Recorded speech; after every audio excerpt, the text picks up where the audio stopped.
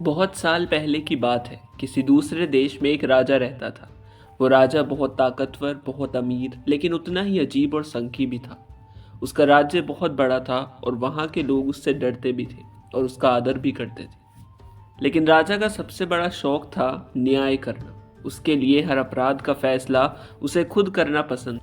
पर उसका न्याय करने का तरीका बहुत ही अनोखा और कई बार निर्दयी भी था। वो सोचता था कि इंसान की किस्मत सबसे बड़ा न्याय करती है। इसलिए उसने अपने राज्य में एक अजीब अदालत बना रखी थी, एक विशाल अरीना। एक बड़ा मैदान था जिसके चारों ओर हजारों लोग बैठ सकते थे। बीच में एक लोहे का बड़ा दरवाजा था और उसके पीछे दो कमरे थे।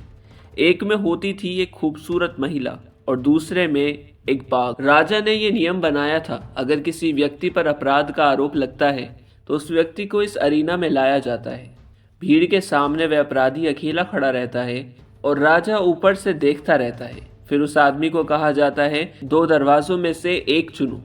अब आगे जो होता है वही उसका न्याय होता है। अगर वो आदमी एक दरवाज़ा खोलता और उसके पीछे शेर निकल आता तो समझो कि वो दोषी था। शेर उसे वहीं मैदान में मार देता और भीड़ तालियां बजाकर कहती कि यही न्याय है। लेकिन अगर उस आदमी के द्वारा खोला गया दरवाज़ा महिला वाला निकलता तो उसे निर्दोष माना जाता और वहीं उसी महिला से उसकी शादी कर दी जाती, भले ही वो पहले से शादीशुदा ही क्यों ना हो, उस औरत को जानता भी ना हो। राजा के मुताबिक यही किस्मत और न्याय था। राजा के राज्य में यह तमाशा बहुत लोकप्रिय था। हर बार जब कोई अपराधी अरीना में आता, लोग खुशी से इकट्ठा होते जैसे कोई उत्सव हो। किसी को इंसाफ नहीं चाहिए था, सबको बस रोमांच चाहिए था। कभी किसी का सिर शेर फाड़ देता तो कभी किसी की नई दुल्हन बन जाती और राजा गर्व से कहता, देखो न्याय हमेशा किस्मत के हाथ में होना चाहिए। मैं इंसान नहीं, किस्मत को फैसला करने देता हूँ। राजा की एक सुंदर बेटी थी, राजकुमारी। वो अपने पिता की तरह मजबूत और जिद्दी थी, लेकिन दिल की कोमल भी थी। सारे राज्य में उसकी खूबसूरती की चर्चा थी। कई राजकुमार उससे शादी करना चाहते थे, लेकिन वो किसी में दिलचस्पी नहीं लेती थी। फिर एक दिन वे एक नौजवान से मिली, एक सुंदर, होशियार और साहसी युवक जो दरबार में काम करता था। वो कोई राजकुमार नहीं था, लेकिन उसके भीतर शाही गरिमा थी। वो राजा का एक विश्वसनीय सेवक था, लेकिन गरीब था। धीरे धीरे राजकुमारी और वह युवक एक दूसरे से मिलने लगे। कुछ ही महीनों में उनके बीच गहरा प्रेम हो गया और वो दोनों एक दूसरे के बिना रह नहीं पाते थे। पर यह प्यार छुपा रहना मुश्किल था। राजमहल की दीवारों के भी कान होते हैं। कभी नौकर देख लेते, कभी कोई संदेशवाहक कुछ सुन लेता और एक दिन ये बात राजा के कानों तक पहुंच जाती। जब राजा को पता चलता है कि उसकी बेटी एक आम व्यक्ति से प्यार करती है, वो गुस्से से जल उठता है। उसकी शाही प्रतिष्ठा को चोट पहुंचती है और वो कहता है, उस गरीब की कैसे हिम्मत हुई मेरी बेटी की ओर देखने की, ये अपराध है। पर राजा का न्याय अजीब था। वो खुद फैसले नहीं करता था, बल्कि किस्मत को करने देता था। इसलिए उसने वही पुराना नियम अपनाया। उसने कहा, इस युवक को अरीना में लाओ। अब पूरे राज्य में खबर फैल गई, राजकुमारी का प्रेमी अखाड़े में जाने वाला है। लोगों को जैसे त्योहार मिल गया हो। हर कोई देखना चाहता था कि अब क्या होगा। क्या दरवाजे के पीछे बाघ होगा या महिला? राजकुमारी बुरी तरह से टूट जाती है। उसके लिए ये खबर किसी मौत से कम नहीं थी। जिस व्यक्ति को वो सबसे ज्यादा चाहती थी, अब उसकी जान खतरे में थी। लेकिन एक और बात भी थी, राजकुमारी स्वभाव में भी अपने पिता की जिद और ताकत थी। वो कमजोर नहीं थी। उसने निश्चय किया कि वो किसी भी हालत में उस रहस्य को पता लगाएगी कि किस दरवाजे के पीछे क्या है। दिन रात वो सोचती रहती। वो महल के पहरेदारों को पैसे देती, नौकरों से बातें करती, राजा की योजनाओं को चुपके चुपके सुनने की कोशिश करती। कई दिनों की कोशिश के बाद आखिरकार उससे पता चल गया कौन से दरवाजे के पीछे बाघ है और कौन से के पीछे महिला। लेकिन अब समस्या और बड़ी थी, क्योंकि अगर युवक महिला वाला दरवाजा चुनता है तो वो जीवित तो रहेगा, पर उसी महिला से उसकी शादी कर दी जाएगी। और वो महिला कौन थी? राजकुमारी को बहुत अच्छी तरह पता था। वो दरबार की सबसे सुंदर युवतियों में से एक थी और उसने एक बार उस पर भी मुस्कुरा कर देखा था। राजकुमारी जानती थी कि वह लड़की उसके प्रेमी को पसंद करती है। अब राजकुमारी के अंदर दो आग जलने लगी। एक थी प्रेम की आग, जो चाहती थी कि युवक जीवित रहे। दूसरी थी ईर्ष्या की आग, जो ये सोचकर जल रही थी कि अगर वो बच गया तो किसी और का हो जाएगा।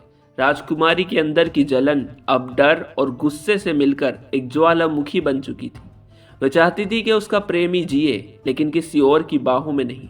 वो हर रात खुद से यही सवाल पूछती, अगर मैं चाहूँ कि वो बचे तो उसे किसी और की बाहों में झोंक दूंगी, पर अगर मैं चाहूँ कि वो मरे तो मैं खुद अपनी आत्मा खो दूंगी। वो दोनों ही रास्ते उसे बराबर दर्द देते थे। कहानी अब एक खतरनाक मोड़ पर आ चुकी थी। राजकुमारी जानती थी कि अगले दिन अरीना में क्या होने वाला है। वो जानती थी कि कौन सा दरवाज़ा कहाँ है, लेकिन वो ये नहीं जानती थी कि जब वो पल आएगा जब उसका प्रेमी दरवाजे की ओर देखेगा तो वो उसे किस तरफ इशारा करेगी। अगले दिन सुबह से ही लोग शहर के हर कोने से आते रहे। अरीना पूरी तरह भर गया। ऊपर राजा अपने सिंहासन पर बैठा था, राजकुमारी अपने स्थान पर बैठी थी, उसका चेहरा पीला और आंखें सुर्ख। भीड़ में एक सन्नाटा था। फिर दरवाज़ा खुला और वो युवक अंदर आया। उसके चेहरे पर न डर था न पछतावा, बस एक विश्वास था कि उसकी प्रेमिका उसे मरने नहीं देगी। वो ऊपर राजकुमारी की ओर देखता। भीड़ शोर मचा रही थी। राजा मुस्कुरा रहा था, लेकिन इन दो आत्माओं के बीच एक खामोश बातचीत हो रही थी। वो आदमी जानता था कि राजकुमारी को पता है कौन से दरवाजे के पीछे क्या है। उसने बस अपनी आंखों से पूछा, कौन सा दरवाजा? और राजकुमारी ने बड़ी शांति से लेकिन दृढ़ता के साथ अपने दायां हाथ हल्का सा उठाकर इशारा किया। अपनी दाईं आंख से एक हल्का सा इशारा किया। उसने दिखाया दायां दरवाजा। उसने एक पल के लिए उसे देखा। राजकुमारी की आंखों में आंसू थे, पर उसमें एक अजीब आत्मविश्वास भी था। वो समझ गया यही उसका इशारा है। दायां दरवाज़ा खुलने से ठीक पहले राजकुमारी की आंखों में जैसे पूरी दुनिया की झलक दौड़ गई। वो हर पल को याद करने लगी जब उसने अपने प्रेमी का चेहरा देखा था, उसकी मुस्कुराहट, उसकी आवाज़, उसकी सच्चाई। वो जानती थी कि यह पल उसके प्यार की आखिरी परीक्षा है। बिना झिझक के, बिना सोचे उसने दायां दरवाज़ा खोला। भीड़ ने अपनी सांसें रोक ली। राजा आगे झुक गया। राजकुमारी का दिल जोरों से धड़कने लगा। अब सब कुछ इस बात पर निर्भर था, उस दरवाजे के पीछे क्या है। क्या वहाँ खूबसूरत महिला है या खूंखार शेर? वो चाहती थी कि उसका प्रेमी जिंदा रहे, पर क्या वो ये बर्दाश्त कर पाती कि वो किसी और के साथ जिए?